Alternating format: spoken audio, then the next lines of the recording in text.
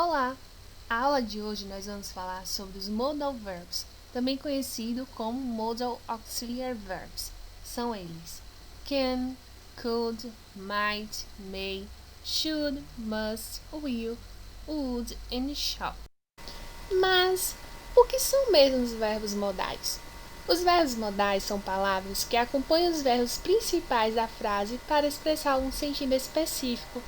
Os modal verbs acrescentam uma segunda ideia que pode ser de possibilidade, habilidade, obrigação ou permissão. O primeiro verbo modal é o can. O can ele é formado pelo sujeito, o verbo modal can, o verbo principal, mais o complemento da frase. Ele significa que algo pode sim ser feito, que a pessoa consegue fazê-lo, ou seja, é quando alguém tem habilidade para fazer determinada atividade. Logo abaixo tem alguns exemplos.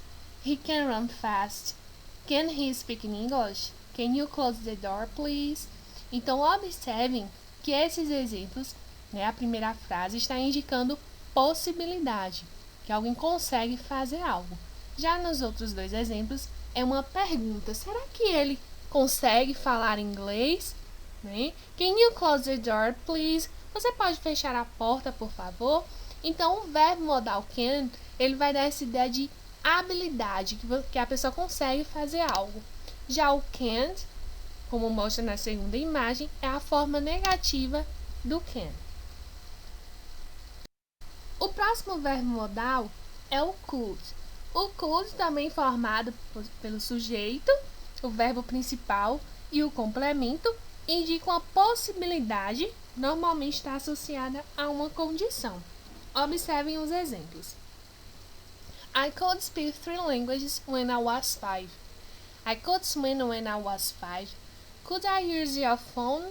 O could também é indicado para perguntas mais formais. Observem a imagem ao lado. Could you open the door, please? Você pode abrir a porta, por favor? Então, o could sempre vai dar essa ideia de possibilidade, uma ideia de condição. O próximo verbo modal é o may.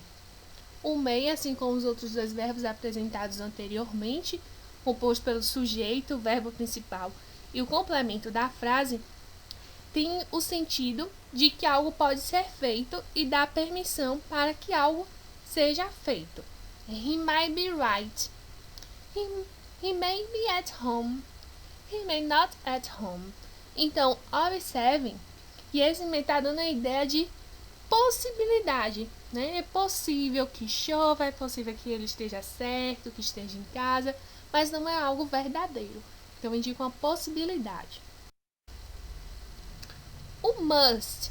O verbo modal must já é no sentido de obrigação, que o outro tem que fazer algo que realmente tem que ser feito. Observem os exemplos. I must study hard. I must see her. I must stay at home. Então, observem que o must está dando essa ideia de obrigação, de que tem que ser feito algo. Observem as imagens ao lado. You must do your homework. Você tem que fazer a atividade, É a sua obrigação fazer a atividade. You mustn't walk on the grass. Do not walk on the grass. Então, na segunda imagem, nós já temos aí a forma negativa do must, que é o mustn't, indicando essa ideia de que não pode ser feito algo. O próximo verbo modal é o should. O should, também composto pelo sujeito, o verbo principal e o complemento da frase, é usado para algo que deveria ser feito, mas que não foi feito. O should também indica o conselho. Por exemplo, you should see a doctor. You should stop smoking. You should read this book. It's very interesting. Então, o should, além de indicar que algo deveria ser feito, no sentido de conselho. Observem a última frase. You should read this book. Você deveria ler esse livro. It's very interesting. É muito interessante. Então, já está dando essa ideia de que o outro deveria ler o livro, A ideia de conselho. O will também é o verbo modal composto pelo sujeito, o verbo principal e o complemento da frase. O will, ele indica futuro. expressa a certeza de que algo será feito. Observem os exemplos.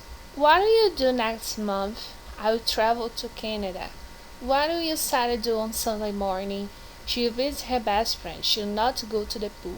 What will Mike and Robert do next summer? They'll learn a new language. They won't take a vocational course. Então, observem que esses exemplos estão indicando futuro. E entre parênteses, nós temos a contração do will not, que é o won't. Agora, nós vamos responder alguns exercícios de fixação que ajudarão vocês na prova do Enem. Eu quero que vocês prestem atenção na imagem, no título, tem alguma palavra cognata, tem algum verbo modal.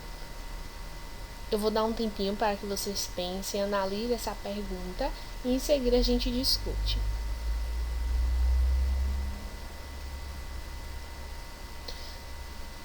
Agora que vocês já observaram a pergunta, when can we start to make plans?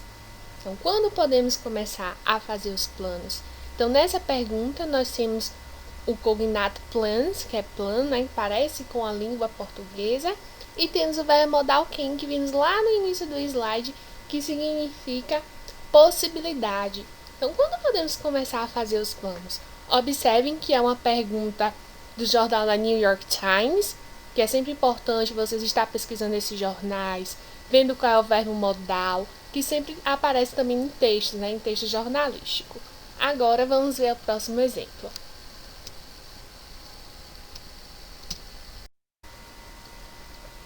A próxima questão é sobre uma charge. Eu quero que vocês observem a charge. Abaixo da charge tem uma frase. Our guest today is the author of Capitalism Must Die, on sale everywhere for $29.95. Ou seja, nosso convidado de hoje, o autor do Capitalismo, deve morrer à venda em todos os lugares por R$ 29,95. Então, ao lado tem a questão. Os verbos modais, modal verbs, são um tipo especial de verbos auxiliares que alteram ou completam o sentido do verbo principal. De acordo com a charge, o uso do verbo modal must dentro do contexto remete. Então, lá na charge, nós vimos que tem uma frase abaixo e tem capitalism must die. Então, ele quer saber qual o sentido desse verbo modal dentro do contexto.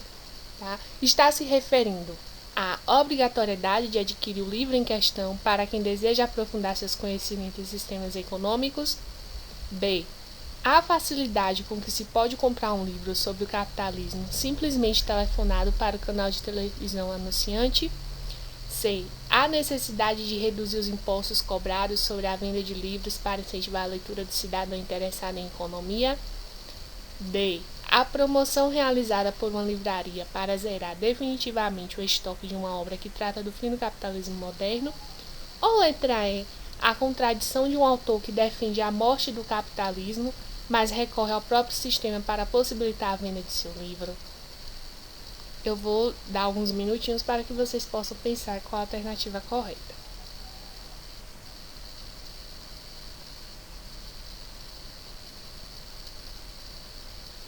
Na charge, como eu já expliquei anteriormente, o must ele está dando a ideia de necessidade. Então, quando a gente vai analisar as alternativas, a gente tem que fazer uma relação com a alternativa que está remetendo à charge. Se vocês escolherem a letra E, está correta, pois analisando a charge, tem-se a crítica e não só o viés gramático da palavra must. Obrigada pela atenção, desejo sucesso nas avaliações e que vocês consigam almejar todos os seus sonhos.